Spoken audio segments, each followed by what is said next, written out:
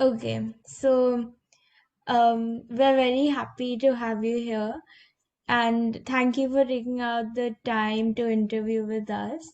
So, we just to start, can you just introduce yourself and what work you have done and are currently doing? Okay, sure. I'm Sapna, and I have done my engineering in electrical and electronics.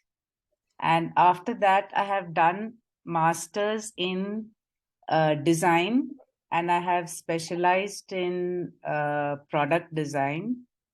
After that, I worked in a corporate Titan Industries for about 10 years, where I was in the design department, where we used to design all their products and watches and jewelry and all the accessories that go along with it. After that, I left and I joined some friends who had their own design consultancy. And right now we have a design consultancy. Actually, we have two design consultancies.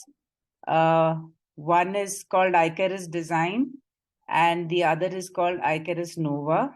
And we practice all forms of design, starting from visual design to branding to all the way up till medical product design. Okay, wow. So that's what I'm doing currently. And post COVID, we are also heavily getting into a lot of digital product design, which includes apps and all kinds of digital interfaces. Again, going right up till things like virtual reality, using technologies like virtual reality for healthcare and stuff like that. Wow, that's really cool. So, Yeah. the next question is, how did you get introduced to the STEM field? Like, what was your journey like? Uh, okay, it's very long back, but let me just try and remember. Uh, I actually come from a family where many generations of engineers were there. My dad is an engineer, grandfather is an engineer, grandfather's great grandfather was also apparently an engineer, not that we met him, but uh, there was a lot of science and engineering in the house when compared to other fields like say art or stuff like that.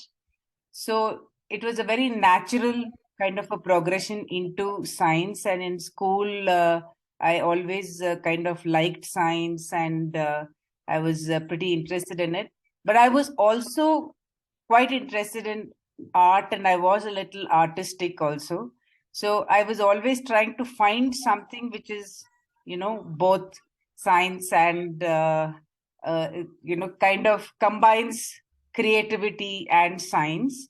So I did engineering, and while I was doing engineering, I got introduced to design, industrial design, and product design, where I felt like I could also use a lot of my interests in creative pursuits, and as well as my interest in science and technology, and that's how I landed up in this field. Okay, that's good. And this is an industry that is mostly dominated by men, especially engineering. So, was there someone or some event that happened that inspired you to join? I I can't remember of anything specific or specific like that. I think growing up in my house, in the environment was such that we there was just a lot of science and tinkering around, and doing a lot of things with your hand and breaking things apart and putting it back together, and that kind of a thing was very done in the house. So I almost never thought of doing anything else, and I never felt like, being a girl, I should be thinking of other things or anything like that. It was almost like a very natural, the most natural thing to do. But having said that, once I reached engineering college, I realized that there are very few women who do land up doing engineering. That's not the case now. What I'm talking about is much, much very long back. But, especially in certain fields of engineering, like mechanical engineering, I think there was one girl in the entire batch of, say, 60 students.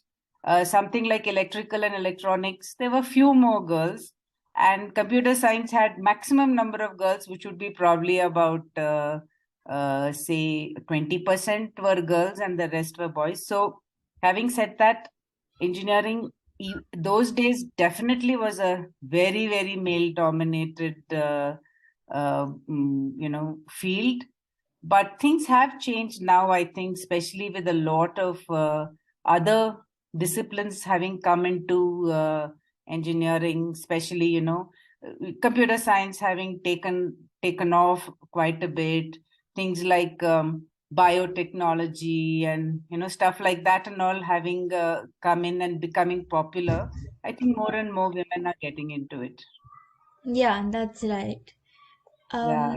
Yeah, so that brings me to my next question is that as the STEM industry is growing a lot now, why should women join and what is the need for women in the STEM industry?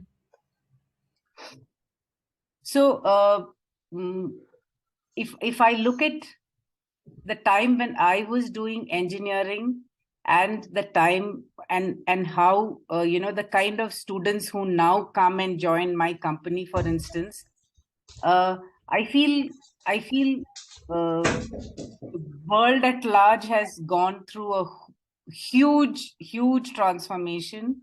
When we were studying, it was still a very sort of a focused and a very straightforward kind of a discipline. You get into electrical and electronics and you did a certain set of courses and you went through with it, and it was all very laid out and very straightforward in that sense. But if you see things, even in India, even in many of the colleges, the way things are now moving towards, it's no longer, so sort of straitjacketed. It's becoming lot of interdisciplinary kind of stuff, and the more and more you see things, the way of working has changed. It's all a lot of collaborative work that needs to happen.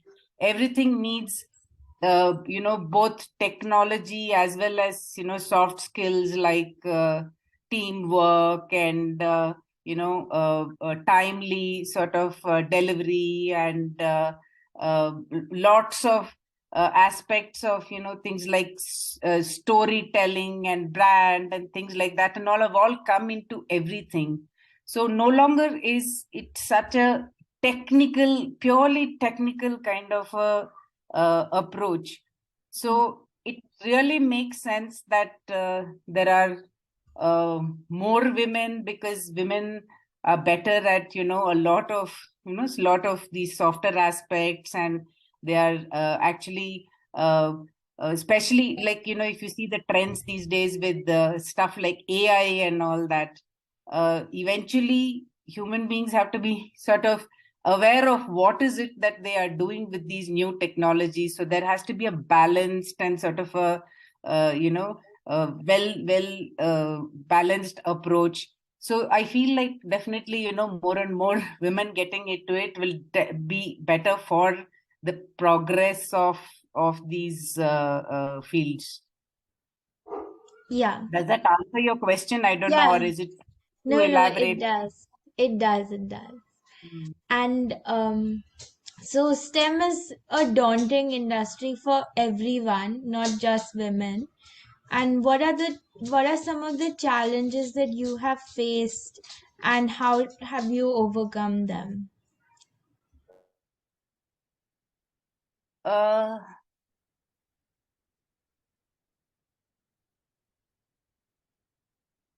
a lot of see, like when you're studying and when you're in the institute and college, it doesn't really, or these uh, aspects don't really sort of come out that much. You, of course, I mean, there were fewer girls in a batch, but there were still girls, because I can imagine a time when there were no girls also.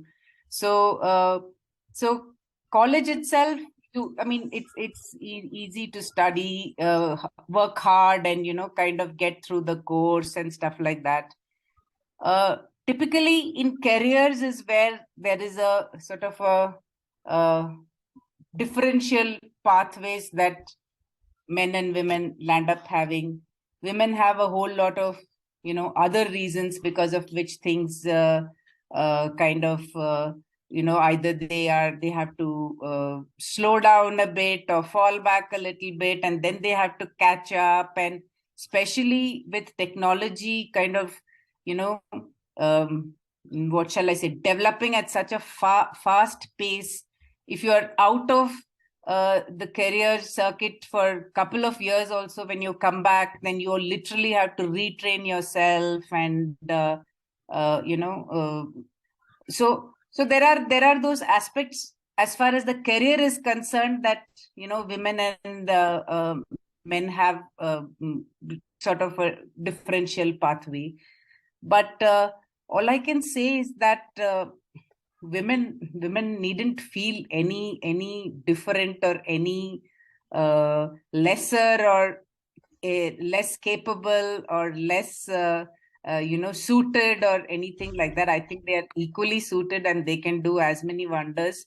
I think it's a question of keeping the curiosity alive, the interest in learning and tinkering and going on figuring out alive, and sort of keeping pace with all the new developments, and be up to the up to mark as far as new things are concerned. And there's no reason why women can't do as well as men do. Yeah. And now, just our last question is, what advice would you give to young girls wanting to go in the STEM field? I'm not sure whether this advice is just for the girls. I would say it's as much for everybody. But I think the if I see kids of today, and how we studied science, and we kind of uh, started enjoying science when we were younger, is because we used to do a lot of experimentation, lot of work with your hands, and lot of put things together and pull it apart. And there was a lot of sort of trial and error, and lot of involvement to try and understand how things work. If I did this, what will happen? Just that entire joy of trying out things and understanding for yourself was very much there, which I feel is much lesser nowadays. So I would only say that I mean, I don't know why it is much lesser, but a lot of people prefer to stay behind the screens and sort of work with whatever happens, through the screens and stuff like that. I would only say that people should experiment. People should try out things, try to get to the bottom of things, and try and experiment, and start, whatever they feel passionate about, whatever area they feel very interested in, dig deeper, get to get to the bottom of things there, and experiment as much as possible. That would be my advice. Okay. And it goes for both girls and boys, because even boys don't do that these days. It's not Yeah. that, yeah. So, I mean, I don't know, but like if I meet my friends from school, the only thing that they remember about me is the fact that we used to pull apart watches and then put it back together, like, in the sense that we were very, very famous for sort of disassembling things and assembling it back. And we used to do a lot of things. Very often it would break, very often we would get shouted at. But the fact of the matter is, you understood a lot by doing those kind of things by yourself. And it started to kind of develop a thinking process. And then you start questioning that, oh, okay, if I put it back like this and it didn't work, why didn't it work? And it starts to develop a scientific sort of a thinking process. And that really helps when you are faced with any problem later on, whether at work or wherever, where you can approach it with a. Systematic thinking. Yeah. That's that's really good actually, because I've seen it in my friends. Everyone's just chasing after grades. No one actually, enjoys what they're doing, I feel, anymore. That is such a sad sad outcome of the way people see education these days. But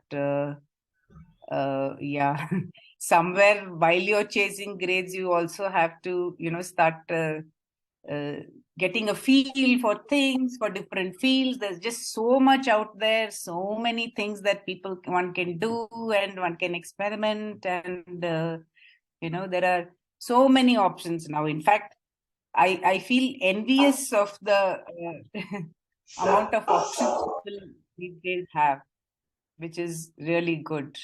Yeah. Yeah. I don't have any more questions for you, but do you have any questions for me?